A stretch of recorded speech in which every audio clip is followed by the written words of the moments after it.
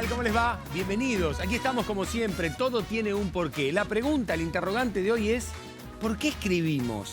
¿Cómo les va, chicas? Qué elegantes, qué lindas que están. Gracias. Muchas gracias. Cristian, Germán. la camisa te queda un poco grande, pero... No me Está muy linda, bien. no es sexy. ¿Por qué escribimos?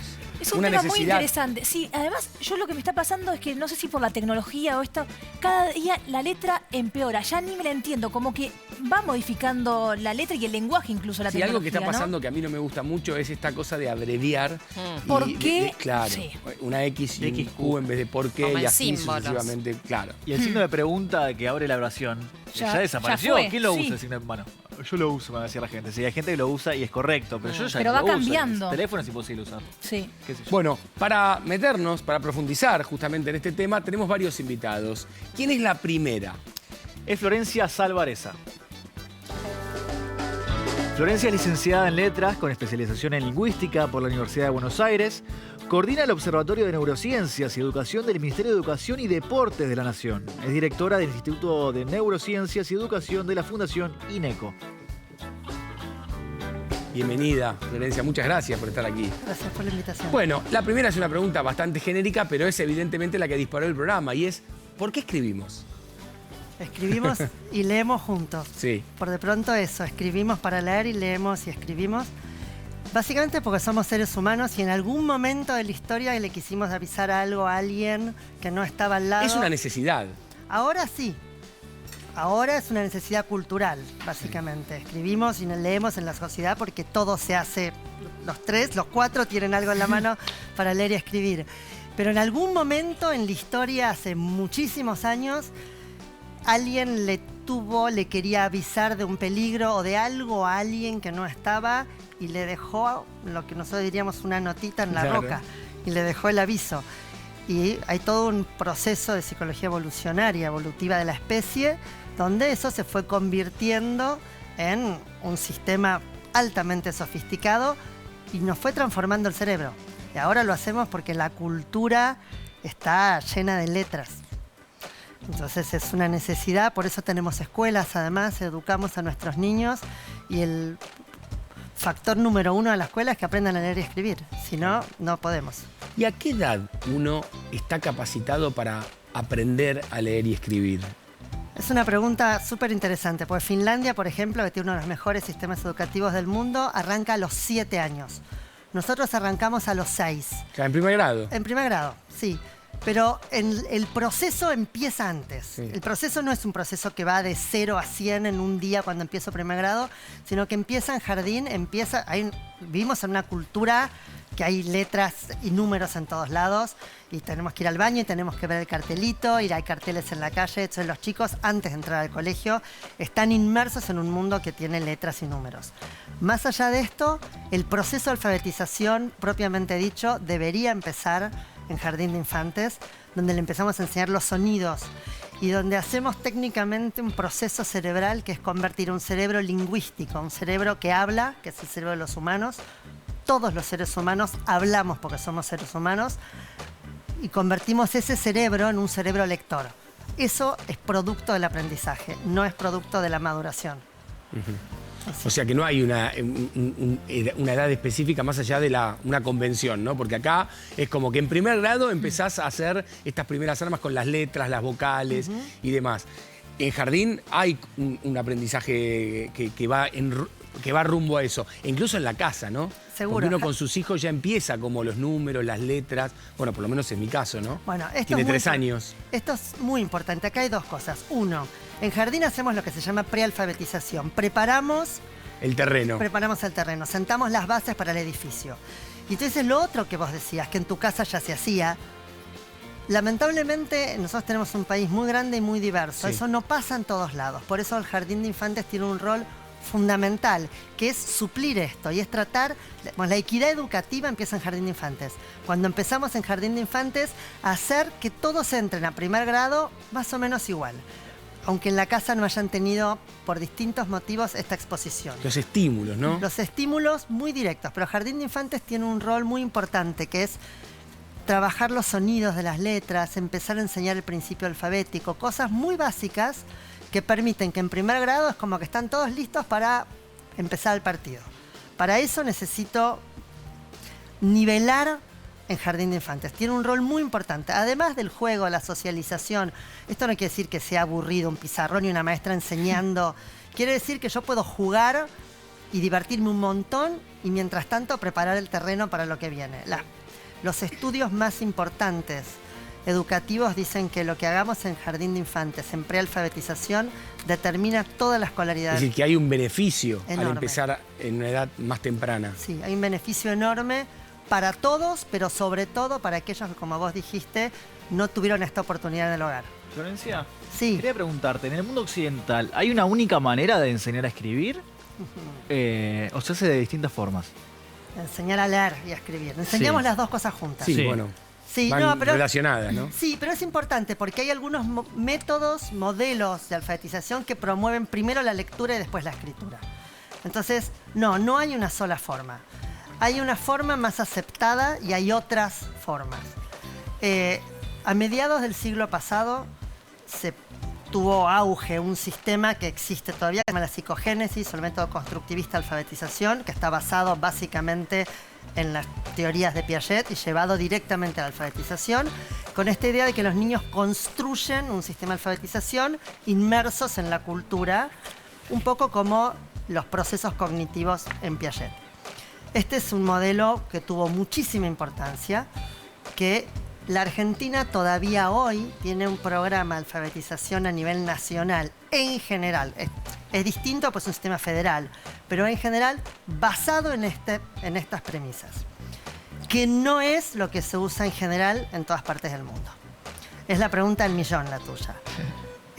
La ciencia, la neurociencia contemporánea, que trabajó muchísimo sobre alfabetización, lo que sabe, y en esto hay mucha evidencia, no es opinión, es evidencia, es que el sistema que mejor funciona para la alfabetización, es decir, leer y escribir, es la enseñanza explícita, sistemática, con práctica y ejercitación de la conciencia fonológica, es decir, los sonidos de las letras y el principio alfabético, no la construcción de la alfabetización. Así que lo que nosotros hacemos todavía no es el mejor sistema desde el punto de vista científico. Mirá, Un y a problema. propósito de la cuestión educativa, Connie fue a hablar con una docente, ¿verdad? Sí, fui al Ministerio de Educación y hablé con Mirta Torres. Ella es docente y también es coordinadora del programa Maestro Maestro, que es incorporan un segundo maestro a las aulas para evitar que los chicos dejen el colegio o repitan. Hablamos sobre la escritura y sobre este proceso que es tan importante y delicado, que es enseñar a escribir. Mira la nota.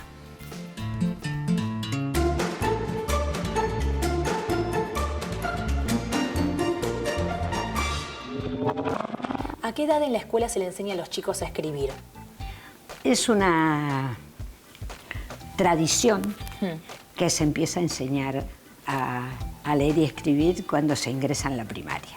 Es el momento en que se les empieza a enseñar sistemáticamente a escribir. ¿Cómo se empieza? Se empieza haciéndolos participar de situaciones de lectura. Una situación de lectura es el maestro lee un cuento. El maestro lee un poema. El maestro nos reparte el poema que leyó. Y si es una canción, mejor. Y si la sabemos, mejor. Porque con la hojita cantamos todos. Los chicos saben que allí dice que los cumplas feliz, que los cumplas feliz. Y empiezan a darse cuenta que como dice 3 veces que los cumplas feliz, son las mismas letras. Es un descubrimiento que los acerca a saber escribir. ¿Y las faltas de ortografía cómo se pueden evitar? La ortografía tiene como mala prensa, como que la ortografía hay que aprenderla. Y la ortografía, en la mayor parte de los casos, hay que pensarla. Pensarla porque si yo sé que casa se escribe así, y bueno, puedo saber cómo se escribe pan casero, porque se hace en casa. Lo que enseñamos de escritura a veces es superficial. Es cómo queda la letra. Es el sentido. Lo que tienen que saber los chicos es que la escritura es una carta de presentación. Y depende a quién se la voy a presentar. Todo este tiempo que requiere revisarla para que el gerente del banco piense bien de mí.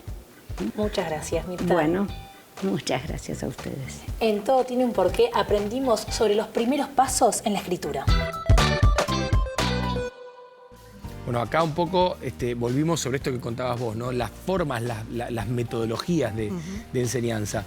Recién la escuchaba a la docente y está bien, digo, me parece lógico que uno tiene que tratar de que el chico piense, ¿no? Pero hay cosas que tienen que salir de forma mecánica también. Sí. La ortografía también pasa un poco por ahí, porque es bueno el ejemplo que da. Digo, si yo sé que se escribe casa con S, algo que es casero, debería escribirse también con S, ¿no? Pero creo que también debería ser mecánico. Uno con la reiteración, de esa manera también uno ya no piensa, lo hace instintivamente. Sí, hay dos cosas ahí que son fundamentales. El primer paso es que la tenés que enseñar. Claro. La primera vez tenés que enseñar que casa es con C y no con K ni con Q. Sí. Porque en el castellano, que es una lengua, lo que decimos, muy transparente. Si yo digo A, tengo una sola forma de poner A. Pero si digo K, tengo varias. Y si digo Sh, también. Y si digo J, también. Y tengo letras que no suenan como la H. Muy poquito comparado con el inglés, que es todo sí, más complejo. Complejísimo. Entonces tenemos esa ventaja al enseñar y al aprender. Pero una de las cosas es, los sistemas de alfabetización que mejor funcionan, volviendo a lo anterior, son aquellos que enseñan además la ortografía desde el momento cero. Empiezan, y cuando empiezan es, casa va con la K de casa, y vaca va con B corta, porque si no, vaca con B larga no es vaca, es vaca con B larga, que no es vaca.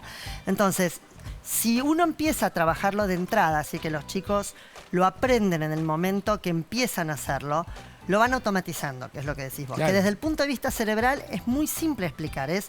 Los aprendizajes son redes neuronales nuevas, más fortificadas, digamos. A medida que yo practico, que es lo que decías vos, la voy reforzando. Entonces, cuando yo escribo casa varias veces y lo reforcé, después es automático. Esa red ya está más automática. Si yo escribo vaca con B larga y lo reforcé, después es como dicen las maestras, hay que desaprender. Porque tengo que desarmar eso para hacer otro proceso. Entonces, lo ideal en el sistema es enseñar a leer y a escribir con la ortografía correcta. Es cierto que, como decía la maestra, que tiene mala prensa. Pero tiene mala prensa porque se asocia a cosas autoritarias, a corregir, a decir, eso está mal. Entonces, pongámoslo al revés. Suponete que un nene dice, 2 más 2 es 5. ¿Vos qué le dirías? ¿Está bien? No. No está mal corregir. No es ir a pegar, es decir, es enseñar. La corrección es parte del aprendizaje. Y la práctica también, si no, pensá en los deportistas. Cuando uno hace un deporte, practica muchas veces para saltar cada vez más alto, para correr más rápido, si querés. Entonces, ¿por qué lo hacemos en muchas disciplinas y no en la educación? El concepto de práctica, de repetición y de corrección en la educación ahora, es mala palabra. Te lo voy a preguntar desde el desconocimiento porque realmente no lo sé. ¿Esto tiene que ver con que se enseña, es decir, hoy un chico pone vaca con B larga y no se lo corrige? En primer grado no se lo corrige. ¿Y qué le decís? Se lo corrige, pero no se consigue. A ver, voy a dar 2 pasos para atrás. No es que no se lo corrige, no tiene relevancia, no se considera un objetivo de logro del primer ciclo, que es primero o segundo. Entonces, la respuesta es ni. Digamos, se le puede corregir, yo cuando estaba en primer grado, yo ya tengo 43 años, pero yo cuando estaba en primer grado, yo llegué a poner vaca con B larga y todavía me está pegando en la mano la maestra. Bueno, ese es el problema, se confundió. No, en algún momento se mezcló esto de que si vos corregís ponías los dedos y venían con la regla. Y no, vos podés, es la misma forma en que los padres educamos a los hijos. Le decís, no toques el enchufe, pero no vas a pegarle para que no toques. Con cariño, pero corregir. Lo decís. Lo decís porque si no se puede morir. No, pero aparte lo que dijiste para mí es así, digo, yo creo que es más difícil después desaprender. Porque cuando uno se acostumbra a escribir algo y no se lo corrige, es como que, bueno, no estaba mal, lo sigo haciendo y después cambiar es más difícil. Sí, y entonces... También en cualquier actividad. Bueno. Vos hablabas del deporte. Si uno aprende una técnica mal, desaprender y aprender la técnica correcta es mucho más complicado. Es más complicado por 2 razones. Uno, porque uno se acostumbró. Pero eso que uno llama me acostumbré, eso es que el cerebro tiene una memoria procedural para las cosas y se acostumbró a esa forma de hacerlo. Entonces es muy complejo. Pero esto que vos decías es muy importante porque esto sirve para todo. Nosotros veíamos recién la letra y ella hablaba de la letra. hace 50 años te enseñaban caligrafía en el colegio. Entonces, bueno, tenías una letra más o menos respetable, más o menos. Siempre hubo gente a la que le costó más hacer una letra linda. La letra no es intuitiva, la cursiva. Vas para un lado, volvés, tenés que hacer... Y la mayúscula cursiva es un chino. Entonces... En un ratito vamos a hablar de caligrafía y vamos a mostrarlo específicamente. Pero ahora no se enseña más. Sí. Pero igual hay imprenta, hay cursiva, pero no se enseña. Entonces, después vienen los maestros diciendo, ay, mire, el niño debería ir al psicomotricista o al terapista ocupacional porque no sabe dibujar la letra. ¿Alguien le enseñó? Entonces, la pregunta del millón es, ¿vale la pena ese esfuerzo? El trabajo sobre esta cuestión de la letra cursiva, que es un poco como empezaron el programa. Entonces, si yo quiero a largo plazo una letra más o menos, tengo que enseñarla. Y si no, que sea médico. Y si no, que sea médico, que use la... Que tiene esa letra tan particular. Sí. Y si yo quiero que lean y comprendan lo que lean, tengo que empezar eso en jardín y en primer grado. No puedo esperar a que empiecen a comprender los textos. Es prioritario. Y va todo junto. Florencia, ¿qué relación hay entre escribir, cuando uno está aprendiendo a escribir cursivo o escribir en una computadora, con el tema de recordar, digamos? A ver, ese es un punto crítico, porque hay muchos estudios científicos que dicen que el uso del manuscrito y sobre todo la cursiva en el manuscrito, como tiene que ver con esta cosa toda unida, como uno habla todo seguido, no habla separando las letras, tiene como más relación con el lenguaje y que favorece en un punto el desarrollo de la alfabetización. Por otro lado, grandes sistemas educativos del mundo, y vuelvo al ejemplo de Finlandia, o sistemas que tienen otro tipo de escritura, no tienen cursiva y son grandes sistemas educativos que no tienen el problema. Sí. Entonces, por un lado, que la cursiva favorezca está en duda. Segundo, nosotros nos criamos con la cursiva, entonces para uno es muy difícil separarlo porque está acostumbrado a hacerlo. Los chicos ahora no están acostumbrados a eso. Vos vas a congresos, incluso ahora, yo estuve en un congreso de educación en Estados Unidos el año pasado, había 3.000 personas. Te diría que el 70% tomaban nota digital en el congreso. Y la diferencia era por edad. Cuanto más jóvenes, más digital. Claro. Y la gente más grande por ahí tomaba mano. O fotos. Entonces, uno está acostumbrado y la realidad es que somos animales de costumbre. Entonces, cuando uno se acostumbró... Es cierto que cuando escribís a mano, por ahí haces un cuadro y pones las flechas, que en el digital no lo tenés. Sí, eso te iba a preguntar, Florencia, porque a mí me pasa que escribo mucho en la computadora y también a mano, pero me pasa que cuando estoy y escribo en el papel, se fija. Como que si lo escribí en la computadora, después no es lo mismo. ¿Hay algo de escribir y de fijar? Parecería ser que sí, pero de vuelta es una discusión muy interesante, porque si fuera así, un buen sistema educativo debería trabajar así y no todos los grandes sistemas educativos trabajan así. Entonces, por un lado está la ciencia y por otro lado la evidencia empírica, que es muy fuerte. La mayoría de los sistemas educativos, no todos, trabaja algo de la escritura manuscrita, pero no necesariamente la cursiva. Para ser plenamente alfabeto en una sociedad tenés que manejar la imprenta mixta, que es lo que decía la nota del diario el otro día. Necesitas imprenta mayúscula y minúscula, todo está escrito así. Si lees solo cursiva, no podés leer ni el diario. Si lees imprenta mayúscula, no podés leer nada, salvo los carteles que todo en imprenta mayúscula. Entonces, lo ideal es trabajar la imprenta mixta desde el comienzo. Eso te garantiza que podés leer cualquier cosa, todas las personas. Florencia, y otra pregunta que nos preguntamos al comienzo de este programa era ¿qué pasaba cuando a veces por internet, por las abreviaturas que surgen, el por qué, que es la X y la Q, quería saber si generan después ciertos cambios en el lenguaje? El signo de pregunta que abre la pregunta. Yo decía que ya casi no existe. Ya casi no existe. Me aventuré a decir eso.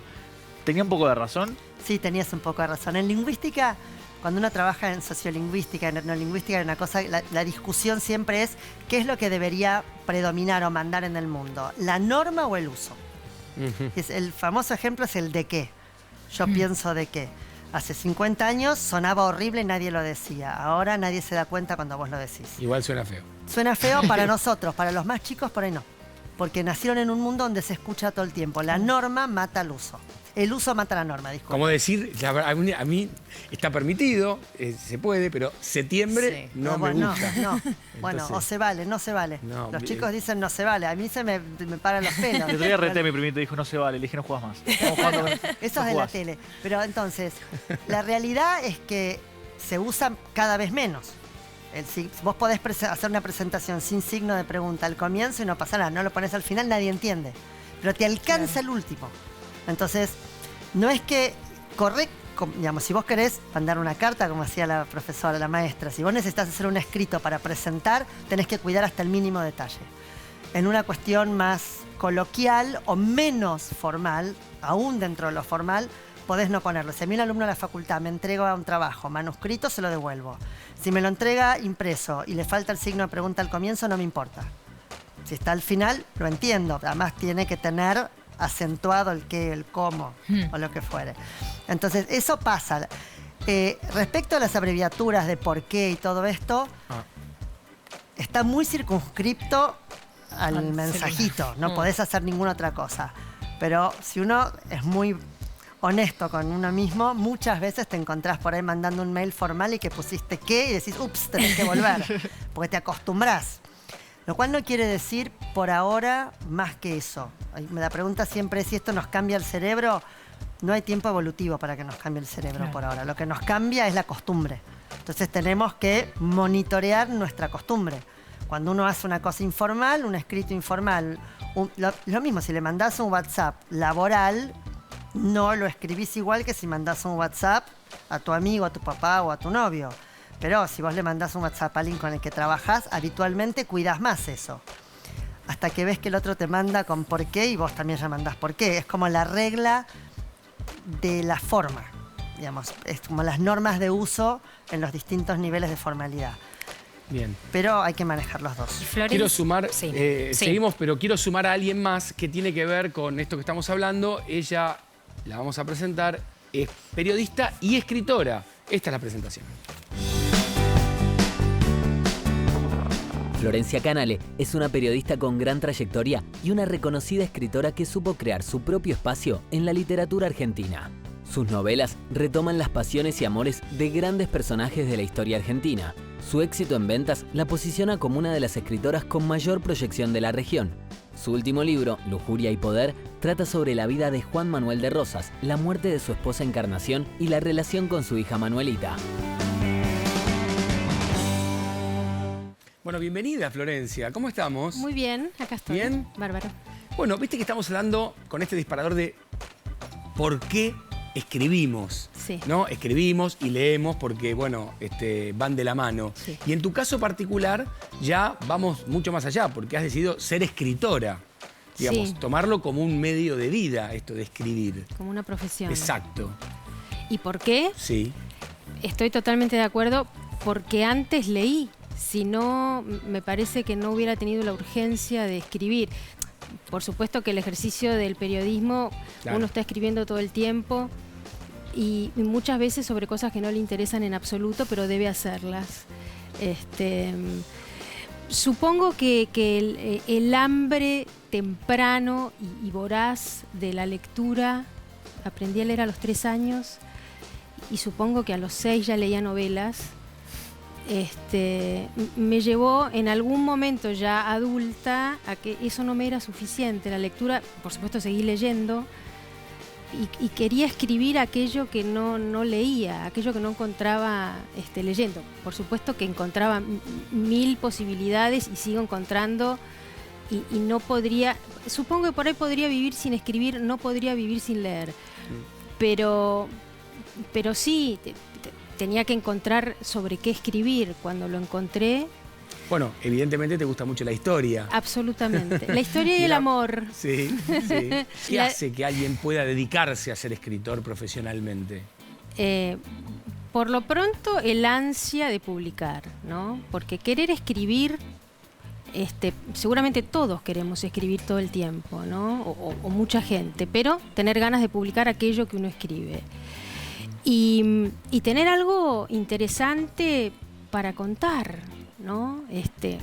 Interesante para uno en principio, porque a mí hay cosas publicadas que no me interesan, mis No, y géneros que no me interesen interesan. en el lector. Por supuesto. Supongo que hay mucho azar, ¿no? Porque si no estaríamos todos publicando todo el tiempo y todo el mundo estaría leyendo lo que todos publicamos. No.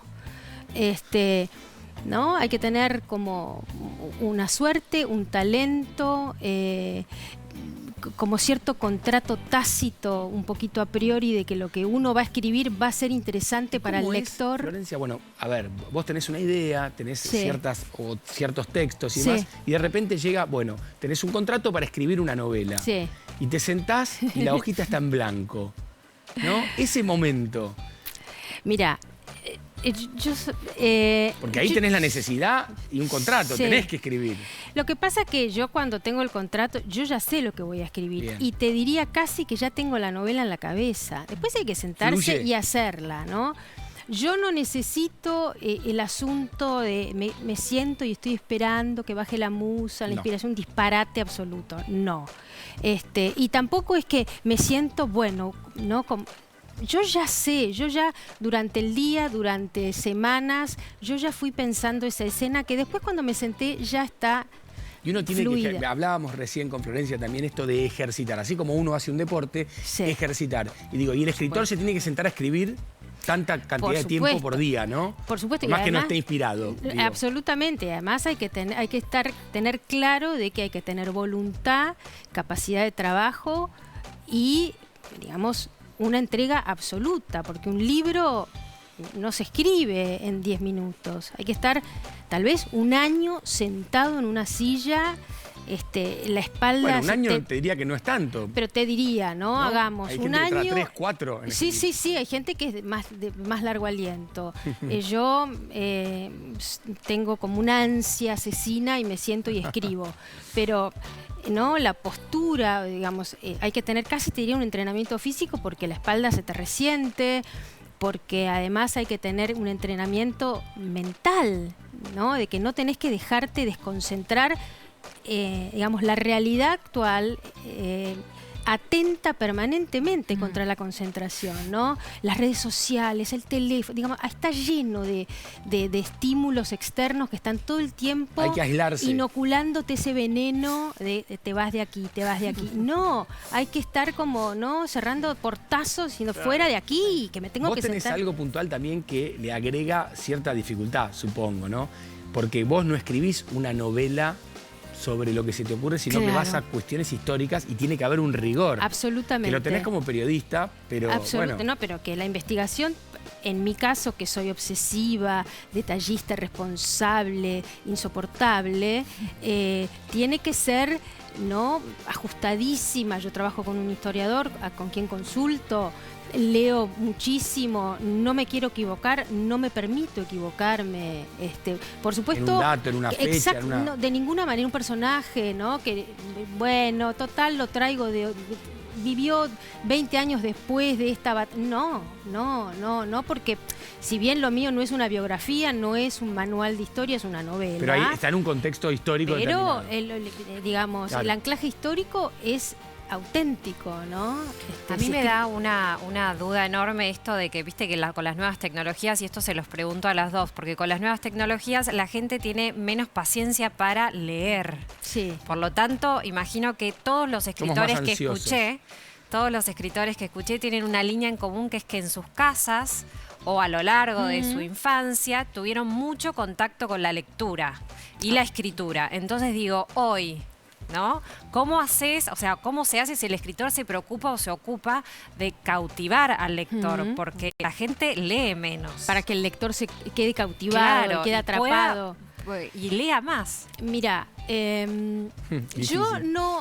yo por ahí, no sé, yo no creo, seguramente va a haber gente que lee menos o estamentos que leen menos o generaciones, pero los libros, digamos, se siguen vendiendo a aquellos que interesan, ¿no?, ser leídos. Pará, Las y esto novelas... y esto del libro digital, porque Bueno. viste que estamos a vos te debe gustar el libro físico, Obvio. tenerlo. Y en general al mercado pareciera que toda esa especie de teoría apocalíptica que se acababa el libro en papel y que lo digital No, fue un bluff el libro digital, porque se estancó, porque incluso empezó a decrecer, y el libro papel crece en el mundo. Se lee en notas en Europa, en Estados Unidos, que el libro papel sigue... Va a prevalecer. Sí, porque uno quiere olerlo, porque uno quiere ver lo que le falta. En lo otro es una pantalla fría, áspera, que supongo, sí, yo escribo, por supuesto, no escribo manuscrito, escribo en una pantalla, pero el libro se sigue leyendo, las historias siguen interesando, las novelas, ¿no? Tirarte de cabeza en una realidad otra, en un mundo otro, por más que sea una novela histórica, algo que sucedió, intentar un viaje durante un tiempo para abstraerte de la realidad, de la hostilidad, del aquí y ahora, es fabuloso, y contra eso no hay batalla. Tenemos que hacer una pausa, pero antes de la pausa tenemos una sección muy linda que se llama ¿Quién fue?, donde repasamos figuras, personalidades de la historia argentina y el mundo. Y en este caso, lamentablemente, falleció el año pasado un gran semiólogo, escritor, filósofo italiano, Umberto Eco. ¿Quién fue Umberto Eco? Lo presentamos así. Umberto Eco fue un escritor, filósofo y semiólogo italiano. Nacido en 1932, es considerado uno de los grandes intelectuales del siglo XX. Autor de numerosos libros y ensayos sobre semiótica, estética, lingüística y filosofía, Eco también escribió varias novelas. Entre ellas se destacan El péndulo de Foucault y El nombre de la rosa, que fue un bestseller mundial y fue llevada al cine protagonizada por Sean Connery y Christian Slater. En su amplia producción teórica, Eco destacó la necesidad de un método de análisis basado en la teoría semiótica que permite interpretar cualquier fenómeno cultural como un acto de comunicación regido por códigos. En su obra Lector in Fábula, afirma que la comprensión de un texto depende de la cooperación interpretativa entre el autor y el lector. Y para cerrar, elegimos una frase de su novela El nombre de la rosa. Los libros no están hechos para que uno crea en ellos, sino para ser sometidos a investigación. Cuando consideramos un libro, no debemos preguntarnos qué dice, sino qué significa. Un fenómeno, Umberto Eco. Si no lo conocen, traten de saber un poco más sobre él. Mandanos tu porqué a porqué@mandarinatv.com, las redes sociales Twitter e Instagram, @porqué_tv, Facebook, todo tiene un porqué. Hacemos una pausa breve, ya seguimos. Y nos vamos con una pregunta, a ver si la saben. ¿Quién fue el protagonista del film La Sociedad de los Poetas Muertos? ¿Tom Hanks, Robin Williams o Dustin Hoffman?